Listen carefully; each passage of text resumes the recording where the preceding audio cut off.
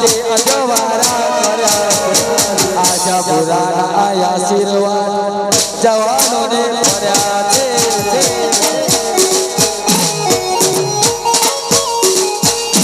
મારી જવાનો રે આશીર્વાદ મને ઘણા મળ્યા છે